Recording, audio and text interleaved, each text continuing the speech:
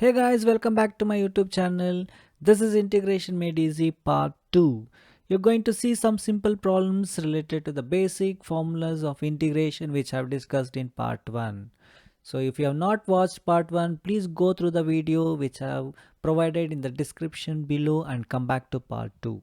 Otherwise, you'll not understand anything in Part 2. Yes, let's begin. Find the integration of the following functions, and you see here another word called antiderivative. So you all know integration is the reverse process of differentiation, and that's how the antiderivative word has come. So the other alternative word for integration. So now here comes the first problem, integration of 2x squared plus e to power of x with respect to x. According to the basic rules of integration, so integration of sum of functions, you can integrate them separately. So remember, integration, whenever you write integration, you should write with respect to what variable you are integrating. Now coming to the first function, you see integration of constant into function. So according to the basic rule, you can take constant outside and integrate the function. And coming to the second one, it is the standard integral. So integration of e to power of x is e to power of x. So we are not going to add constancy because still there is one more integral which we have to integrate. Now integration of x square is of the form integration of x to power of n, which is x to power of n plus 1 by n plus 1.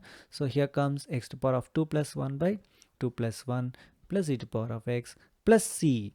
So it is enough if we add one constant at the end, because if you integrate the first integral and you get one constant and integrate the second integral, you get one constant. So sum of constants is again a constant, so one constant is enough at the end of the problem. So this is 2x cubed by 3 plus e to power of x plus c. So let's see the second one. So integration of x square into 1 minus 1 by x square with respect to x.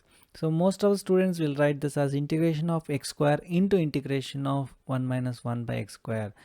So that rule is not there in integration. So what we can do is simplify the bracket. So x square into 1 is x square into minus 1 by x square is minus 1. So x square cancels here. And now it is just simple integration of difference of two functions. So according to the rules of integration, you can apply integration for these two functions separately. Now integration of x square I have discussed in the previous problem, so that gives x to power of 2 plus 1 by 2 plus 1 minus an integration of 1. Again I have given that as a standard form in the part 1 video. So integration of 1 is x. So you get x cubed by 3 minus x plus c. Now here comes the third one. So integration of ax square plus bx plus c. So you have sum of functions, we can apply integration for all the three functions separately. So remember, for every integral symbol we should write with respect to what variable we are integrating. Now if we observe the first one, a is a constant, so we can take it out. Second one, we can see b is a constant, we can take it out. The third one, c is constant, we can take it out. So we are taking constants outside and integrating the function in all the three functions. Now x square integration is x to power of 2 plus 1 by 2 plus 1. B into x integration is again x to power of 1. So x to power of 1 plus 1 by 1 plus 1 plus c into integration of 1 is x plus 1 constant, which is different from this constant c. So now the final answer is ax cubed by 3 plus b into x square by 2 plus cx plus c. Okay, let's start with the next one. So integration of secant x into secant x plus tan x. So as I said, so integration you cannot apply for product of functions.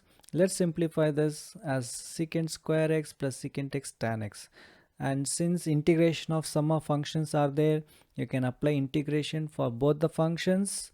So whenever I say applying integration, it is integration symbol, the function, and with respect to what variable. So all these three are mandatory. Now it's integration of secant square x tan x, and integration of secant x tan x is secant x. So after integrating all the functions, one constant c. Here is a problem. Now again, integration of numerator divided by integration of denominator we cannot apply. There is no rule like that. So what else we can do is simplifying this function. So what I have done here is splitting this into two fractions. It is of the form a minus b by c. So I have written as a by c minus b by c form. So now you can see 1 by cos square x is secant square x, because 1 by cos is secant. Now sin by cos square x, sin x by cos square x, I can write this as 1 by cos x into sin x by cos x. So 1 by cos x is secant x and sin x by cos x is tan x. Now applying integration for both, because difference of functions are there, and along with that I have reduced one step here. You can take the constants outside and apply the integration for the functions. So both the cases we have constant into function. So along with applying the integration, I have taken the constants outside. So like this we can reduce few steps. And now both are standard forms. So what you'll get is 2 into integration of secant square x is tan x minus 3 into integration of secant x into tan x is secant x. So finally add one constant c. Now let's see what is the next problem here. So integration of root x minus 1 by root x the whole square. So again we cannot do anything else other than applying a minus b the whole square formula here. So a square, which is root x the whole square, is x, plus b square, that is 1 by root x the whole square, is 1 by x, minus 2 into root x into 1 by root x. So what you'll get is 2, because root x gets cancelled. Now integration of sum and difference of functions, you can integrate them separately. So the first one is already in the standard form. So you can write the answer as x to the power of 1 plus 1 by n 1 plus 1 according to the formula integration of x to the power of n. Second one is again standard form 1 by x. So the integration is log of mod x. And the third one you have 2 integration of 2. So you can take 2 outside and integrate as 1 into with respect to x. Now x square by 2 plus log of mod x minus 2 into integration of 1 is x plus 1 constant c, since we have integrated all the functions, and this is the answer. So now let's see what is the next problem here. So integration of 2x minus 3 cos x plus e to the power of x. So again sum and difference of functions are there. We can apply integration for all the three functions. So integration of 2x with respect to x minus integration of 3 cos x plus integration of e to the power of x. Now if we have constants, we can take outside the integral. So integration of 2 into x, you can write 2 into integration of x, because 2 is constant and 3 is a constant. I'm taking out an integration of cos x, and integration of e to the power of x is a standard integral. So the answer is e to the power of x. Now integration of x is x to the power of 1. So that will be x to the power of 1 plus 1 by 1 plus 1. So I've written the answer here directly as x to the power of 2 by 2. You can refer the previous problem for the answer.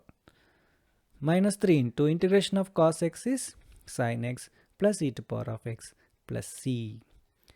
So that's it guys in this video. We'll see a few more problems in the next video. Please subscribe to our channel if you have not done, so that you don't miss any future videos.